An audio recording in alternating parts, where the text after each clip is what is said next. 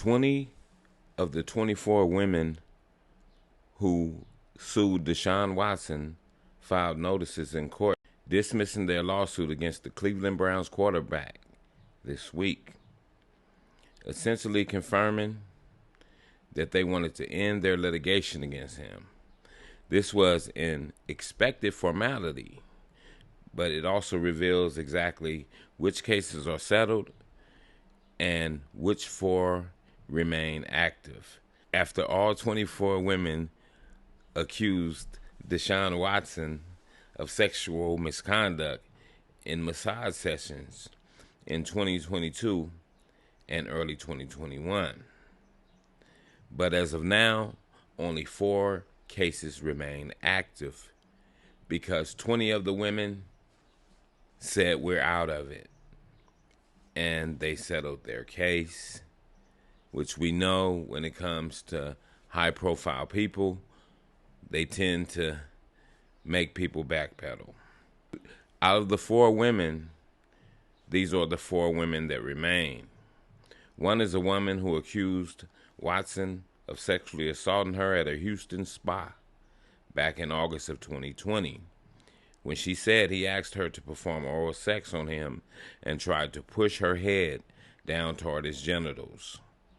Her lawsuit states he applied pressure to her upper body to prevent her from being released from his restraint and masturbated in front of her. But in a previous encounter that year, her lawsuit states that he groped her, but she took him again as a client back in August of 2020 because she said that she didn't realize that he was the same person because he had gave her a false identity on the first occasion, stating that he was an entertainer, and this is what's said according to her lawsuit. But Deshaun Watson has denied wrongdoing, and 2 grand juries in Texas declined to indict him on criminal charges, which he faced, on whether he violated the NFL's personal conduct policy and should be suspended for it, because they're figuring we still at least need to get him suspended. And as we go further into this thing with Deshaun Watson, the other 4 women still want to continue to file criminal charges against him. They're saying they came up with an agreement, which is saying we're not going to do it during the NFL season. Watson stated in his court documents that the woman was laughing and appeared to be in good spirits after one session with him. According to a security guard at the spa, she also told multiple family members that she would massage Deshaun Watson again, according to Deshaun's legal team. Now, the second remaining plaintiff is Lauren Baxley, one of the first 2 women who came forward publicly by name to accuse Deshaun Watson of misconduct back in 2021. She is a licensed massage therapist.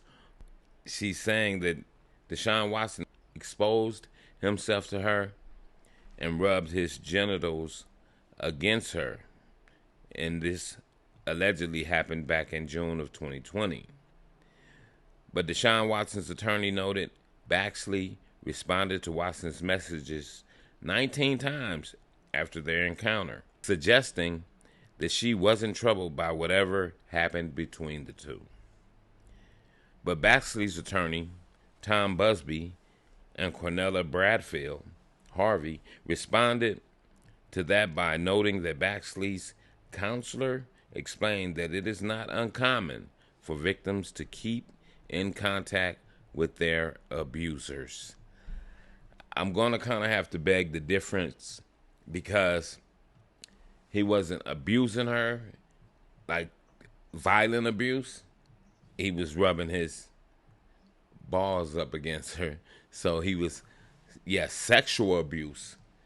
So he was being over-aggressive as far as sexual flirtation, I'll call it that.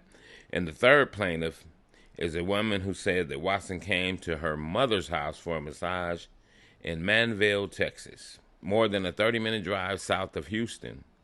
He came to that house with his own personal tile and a non-disclosure agreement for her to sign.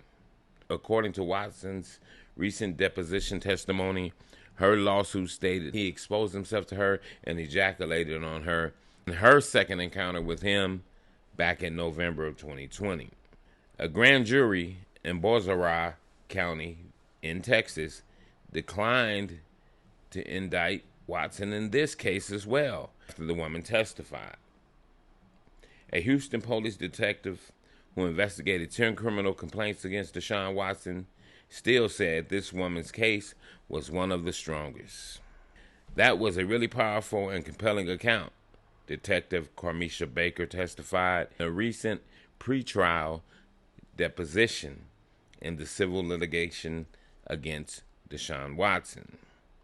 This is the same active plaintiff who also recently sued Watson's former team, the Houston Texans, accusing the team of enabling Watson's behavior. Now, the fourth remaining plaintiff is Ashley Solis, the first plaintiff to sue Watson in March of 2021, and the first to come forward publicly. Baker said in her deposition, "The strongest suit to me was Ashley Solis." Watson texted her and apologized after the massage in March of 2020 and admitted in a pre-trial deposition in May of 2022 that she was teary-eyed at the end of their encounter, but he didn't know why. She said she was crying because she was scared by his conduct, which she said included him exposing himself to her and touching her with his genitals. Solis recently appeared in an interview on HBO and was considered possibly the strongest plaintiff out of the 24 victims. Watson's attorney also have noted problems with her case after she said during a news conference last year that she could no longer practice the profession she loved without shaking.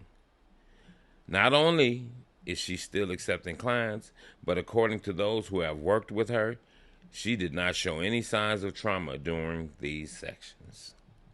Watson's attorney noted all of this in court documents.